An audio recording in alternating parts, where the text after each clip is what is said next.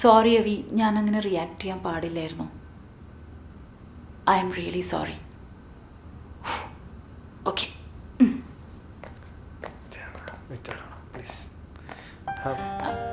അവി, Meenu, I am sorry. Sorry please. ആ കുഴപ്പമില്ല. ഇനി ഇങ്ങനെ ദേഷ്യപ്പെടരുത് കേട്ടോ പെട്ടെന്ന്. ഞാൻ നോക്കാടാ.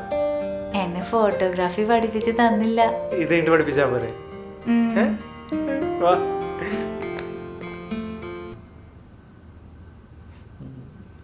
ഓക്കെ അവിനാഷ്, റെഡിയല്ലേ? ഹാ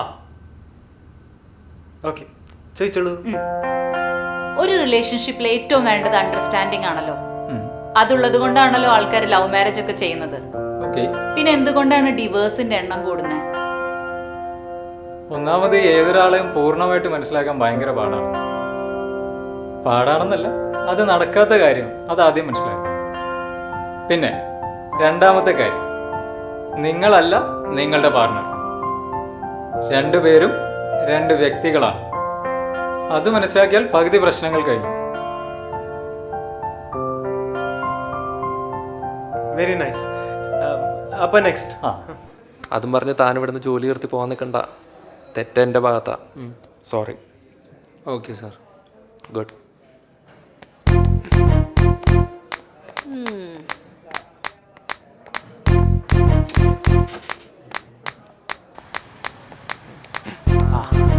സാഗറേ, എന്താ ഇവിടെ? ഏയ് ചുമ്മാ. മുഖത്ത് വെള്ളം ഒഴിക്കാൻ വന്നാണോ? ഏയ് അതൊക്കെ മോശമല്ലേ? ആ അത് മനസ്സിലായിട്ടുണ്ട്. അപ്പൊ സാഗർ വിട്ടോ. ഓക്കെ.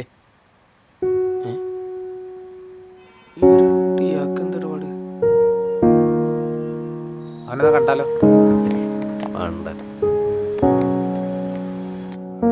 അത് ശരി, അയാള് നിങ്ങളുടെ ഫ്രണ്ടായിരുന്നല്ലേ? എന്താടാ കൺട്രി ഫെല്ലോണ്. സമേട്ടനായിട്ടാണ് അയാൾക്ക് കൂടുതൽ കൂട്ട്. ഒന്നും ഉപദേശിച്ചോളൂ സമേട്ട.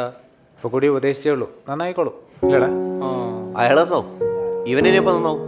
മിസ്റ്റർ DIG, ഞാൻ കാലത്ത് പറഞ്ഞ നിനക്ക് വിഷമായോ? ഞാൻ ചുമ്മാ പറഞ്ഞല്ലേ, തമാശക്ക് പറഞ്ഞല്ലേ? നീ എനിക്ക് കാര്യമായിട്ട് പറഞ്ഞാണോ എനിക്കൊരു കുഴപ്പമില്ലടാ. അതെനിക്കറിയാലോ.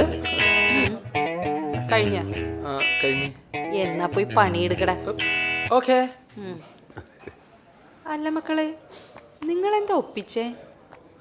നമ്മളെന്ത്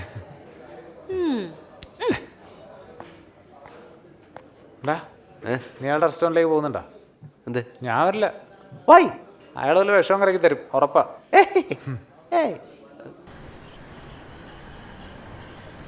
അതെ, ഇനി അയാൾ വല്ല പണിയും തരുമോ? തരാൻ ഇങ്ങോട്ട് വരട്ടെ പണി. ഇവന് മിക്കാറും പണി കിട്ടാനുള്ള ചാൻസ് ഉണ്ട്. ചുമ്മാ അയാളൊക്കെ വെറുതെ ആവശ്യമില്ലാണ്ട് കുറച്ച് ചൊറിഞ്ഞിട്ടുണ്ട്. അയാൾ വഴി മിലിറ്ററി കണ്ടാണ്. അയാളുടെ കയ്യിൽ തോക്കൊക്കെ ഉണ്ടെന്നാ കേട്ടത്. എടാ നീ വേറെ ഓർമ്മ മാത്രമായി മാറൂടാ. എടാ അയാൾ ഈ തോക്ക് ക്ലീൻ ചെയ്യുമ്പോൾ അബദ്ധം പറ്റിയാണെന്നൊക്കെ പറഞ്ഞാൽ മതി. എടാ നിന്നെ എങ്ങാനും ആള് വെടി വെച്ച് ഞാൻ ഈ വിരിമാറ് കാണിച്ചു കൊടുക്കും. വേണ്ട, ആവശ്യത്തിന് സ്ഥലം എൻ്റെ നെഞ്ചത്ത് തന്നെ ഉണ്ട്.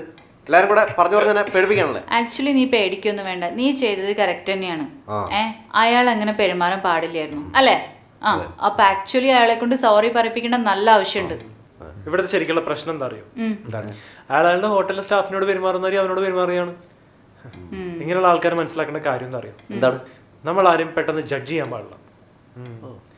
നിങ്ങളല്ല മറ്റൊരാളെന്ന ബോധം എപ്പോഴും ഉണ്ടായിരിക്കും. രണ്ട് വ്യക്തികളാണെന്ന് മനസ്സിലാക്കി കഴിഞ്ഞാൽ ഒരു പ്രശ്നം ഉണ്ടാവില്ല. അത് പിന്നെ ആർക്കറിഞ്ഞൂടാത്തത്? നമ്മളല്ല മറ്റാണ്.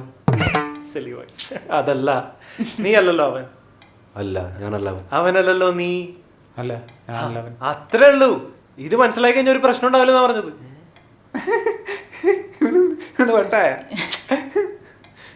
എടാ ഇത് മറ്റേ ഐറ്റാണ്. എന്ത് item? You are the me inside of me, I am the you. Swami, നീ എന്തിനടിച്ചിരിക്കുന്നു? നീ രാവിലെ ആള് പറഞ്ഞ കേട്ടല്ലേ? അപ്പൊ പോയിട്ടുണ്ട്. ഇത് സാമിയൊന്നുമല്ല, ഇത് സ്വാമിയല്ല. This is the real me of the Swami of the Swami of the house. നിനക്ക് വേണ്ടി വിരിമാറ് കാണിച്ചു കൊടുക്കാന്ന് പറഞ്ഞാലടാ ഞാൻ. എന്താണ് നിങ്ങളാ സ്വാമിക്ക് പോയി വിരിമാറ് കാണിച്ചു കൊടുത്തത്? ദൈവമേ, ഇവനാള് പറയാൻ പറ്റാതെ